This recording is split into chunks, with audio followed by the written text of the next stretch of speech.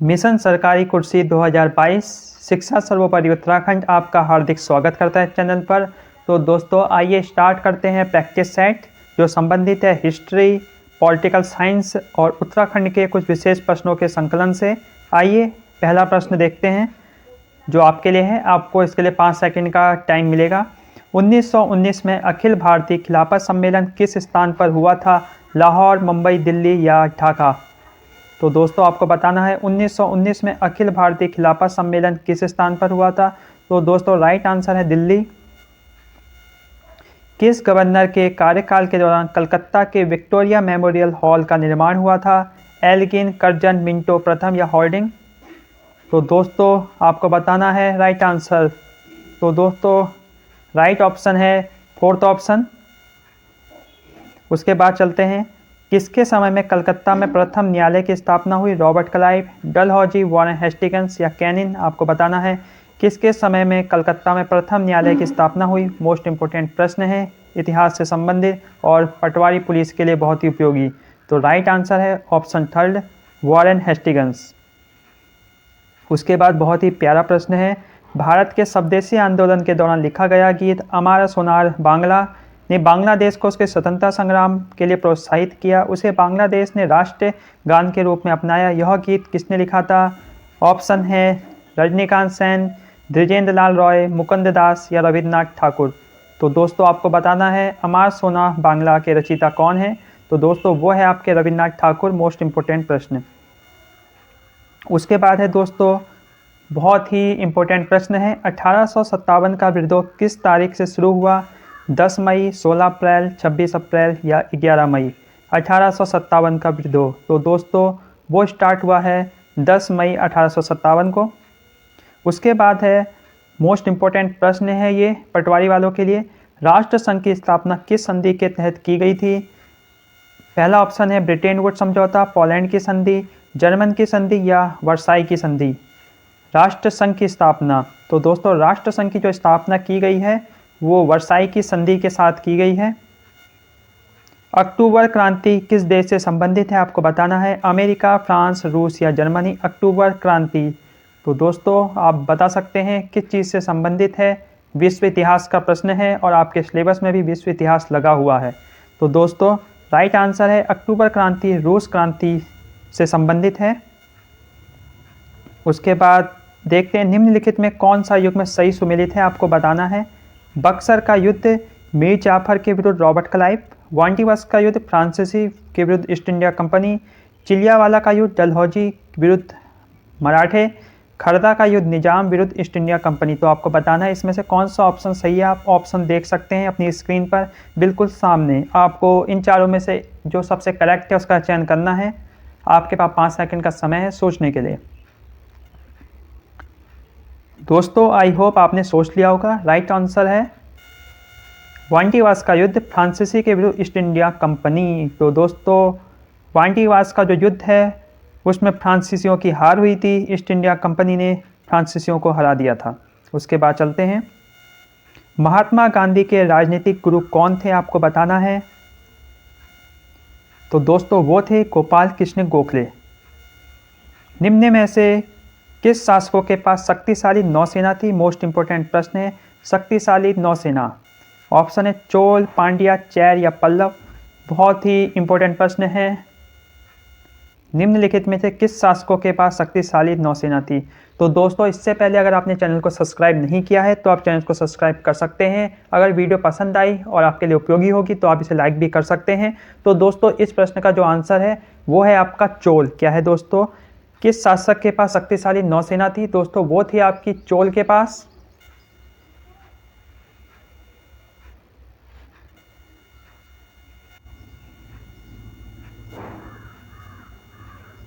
Mica आंदोलन का सूत्रपात किसने किया? कल्याण सिंह रावत, चंडी प्रसाद भट्ट, सच्चिदानंद भारती या रमेश भट्ट? तो दोस्तों माइका आंदोलन जिसे हम मैती आंदोलन भी कहते हैं उसका सूत्रपात किसने किया? वो क्या है? कल्याण सिंह रावत ने। याद होना चाहिए मैती आंदोलन से संबंधित हैं कल्याण सिंह रावत। उसके बाद चलते हैं, झपटो चीनो आंदोलन की शुरुआत कब हुई? 1994, 1998, 2002 या 2008? आपको बताना है झपटो चीनो आंदोलन की शुरुआत कब हुई? 1994, 1998, 2002, 2008। आपके पास 5 सेकंड का समय है। तो दोस्तों राइट आंसर है ऑप्शन 2, वर्ष 1998 में झपटो चीनो आंदोलन की शुरुआत हुई। मोस्ट इंपोर्टेंट प्रश्न है। उसके बाद है भारत का प्रथम राष्ट्रीय पार्क है। ऑप्शन है राजाजी राष्ट्रीय पार्क, फूलों की घाटी, जिम कॉर्बेट राष्ट्रीय पार्क या गंगोत्री राष्ट्रीय उद्यान पार्क। तो आपको बताना है भारत का प्रथम राष्ट्रीय पार्क। तो दोस्तों वो है आपका जिम कॉर्बेट राष्ट्रीय पार्क। उसके बाद है दोस्तों विश्व प्रसिद्ध Jim Corbett national park Uttarakhand के किस जनपद समूह में स्थित है? पिथौरागढ़ एवं चंपावत, चमोली एवं रुद्रप्रयाग, नैनीताल एवं पौड़ी, नैनीताल एवं उधम सिंह नगर। मोस्ट इंपोर्टेंट प्रश्न है, बहुत ही प्यारा प्रश्न है आपके लिए, यूकेएसएससी के छात्रों के लिए। तो राइट आंसर है नैनीताल एवं पौड़ी गढ़वाल में Jim Corbett national park Uttarakhand के जनपद में स्थित है, नैनीताल और पौड़ी गढ़वाल। ऑप्शन थर्ड, आपको नैनीताल और उधम सिंह नगर में कंफ्यूज नहीं होना है।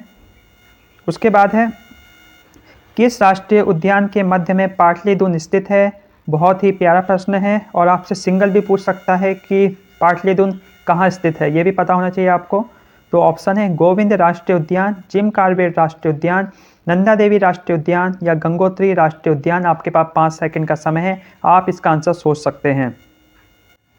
तो दोस्तों राइट आंसर है आपका ऑप्शन सेकंड, जिम कॉर्बेट राष्ट्रीय उद्यान। अगर आपसे पूछे कभी कि पाटलिदुन कहाँ स्थित है तो आप कहेंगे रामनगर में, जिम कॉर्बेट राष्ट्रीय उद्यान के पास के मध्य में। उसके बाद है वन के क्षेत्रों में भूतपूर्व सैनिकों को रोजगार उपलब्ध कराने के उद्देश्य से किसका गठन प्रदेश में किया गया है? वन task military, green army, eco task force या उपरोक्त में से कोई नहीं। तो दोस्तों राइट आंसर है option third, eco task force. वन के क्षेत्र में भूतपूर्व सैनिकों को रोजगार उपलब्ध कराने के उद्देश्य से इसका गठन किया गया है, इको टास्क फोर्स।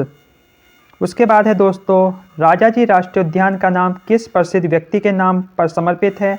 राजा हरिश्चंद्र, सी राज गोपालाचारी, राजा हरकिशन सिंह या उपरोक्त में से कोई नहीं। तो आपको राइट आंसर बताना है। तो दोस्तों राइट आंसर है सी राज गोपालाचारी। मोस्ट इंपोर्टेंट है, राजाजी राष्ट्रीय उद्यान का नाम सी राजा गोपालाचारी को समर्पित है, याद रखना है। उसके बाद है दोस्तों उत्तराखंड राज्य के किस राष्ट्रीय पार्क को वर्ष 2016 में प्रोजेक्ट टाइगर परियोजना के अंतर्गत सम्मिलित किया गया है? गोविंद राष्ट्रीय पार्क, गंगोत्री राष्ट्रीय पार्क, राजाजी राष्ट्रीय पार्क, कॉर्बेट राष्ट्रीय पार्क। तो दोस्तों राइट आंसर है राजाजी राष्ट्रीय पार्क। उसके बाद है क्षेत्रफल की दृष्टि से उत्तराखंड का सबसे बड़ा नेशनल पार्क कौन सा है? यह प्रश्न बहुत बार एग्जाम में पूछा जाता है यूकेएसएससी की परीक्षाओं में, चाहे आपका 12th लेवल का एग्जाम हो या ग्रेजुएशन लेवल का एग्जाम हो।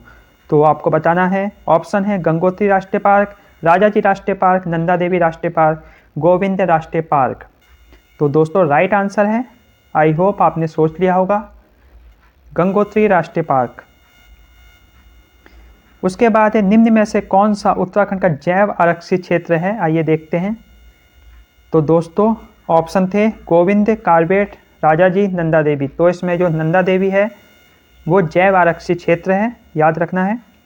उसके बाद है विश्व प्रसिद्ध फूलों की घाटी निम्न में से किस जनपद में? तो दोस्तों वो है आपके चमोली में।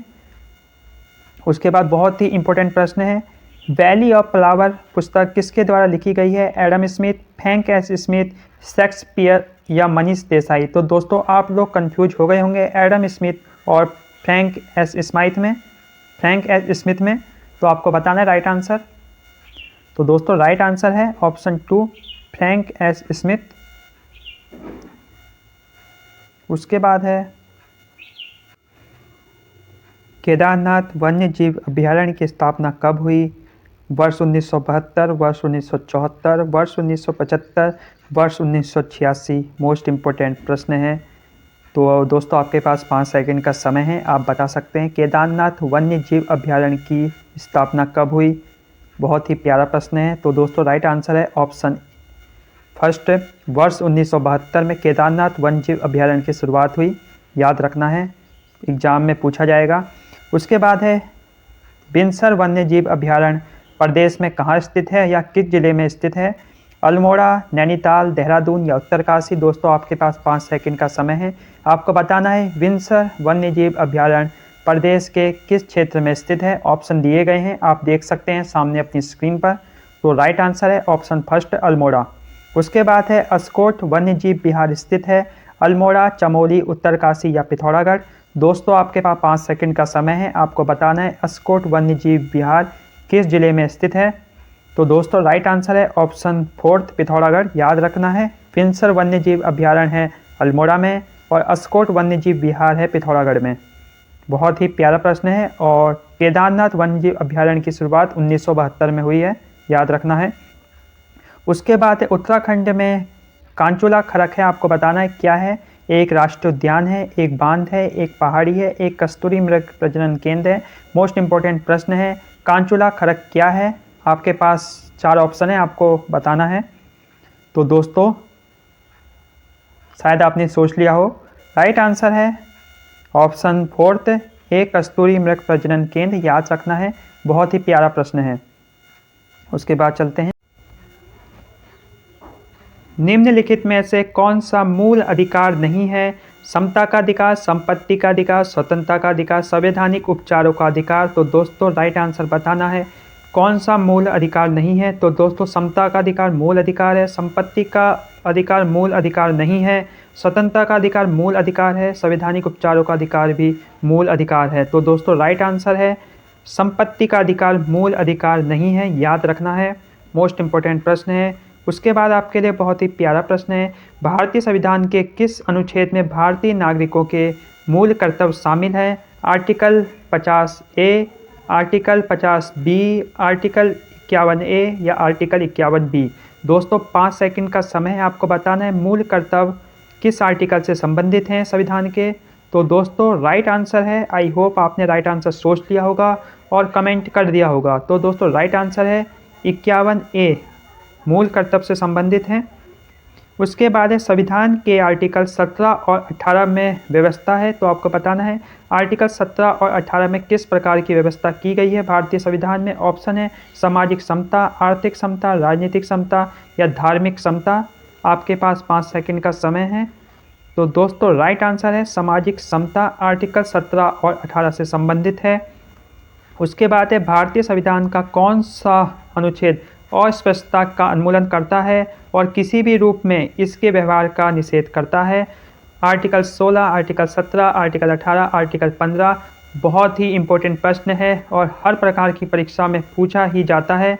आर्टिकल 18 याद रखना है अस्पष्टता का अंत नहीं करता है, जबकि आर्टिकल 17 अस्पष्टता का अंत करता है। याद रखना है, कंफ्यूज नहीं होना है। राइट आंसर है ऑप्शन बी, आर्टिकल 17। उसके बाद है दोस्तों भारतीय संविधान में आर्टिकल 17 में उपबंध किया गया है कानूनों के समक्ष समता, सरकारी नौकरी के मामलों में अफसर की समता, पदवियों का उन्मूलन, अस्पष्टता का उन्मूलन। तो अभी आपने पढ़ा है आर्टिकल 17 के बारे में, तो आपने इसका राइट आंसर सोच लिया होगा। राइट आंसर है ऑप्शन डी, अस्पष्टता का अंत आर्टिकल 17 में बात करता है, छुआछूत का विरोध करता है। उसके बाद है निम्न में से किस मामले में उच्चतम न्यायालय ने माना था कि मौलिक अधिकारों में संशोधन नहीं किया जा सकता। ऑप्शन है ए के गोपालन का मामला, केशवानंदन भारती का मामला, MC मेहता का मामला, गोलकनाथ का मामला। मोस्ट इंपॉर्टेंट प्रश्न है, बहुत ही प्यारा प्रश्न है। तो दोस्तों राइट आंसर है ऑप्शन डी, गोलकनाथ का मामला। याद रखना है, इसके अनुसार उच्चतम न्यायालय ने माना था कि मौलिक अधिकारों में संशोधन नहीं हो सकता। उसके बाद है दोस्तों भारतीय संविधान में कौन से भाग में मौलिक अधिकारों पर चर्चा की गई है। तो बताना है मौलिक अधिकारों में चर्चा भाग ए, भाग 2, भाग 3 या भाग 4 मौलिक अधिकारों से संबंधित है। तो आपके पास 5 सेकंड का समय है, आप बता सकते हैं।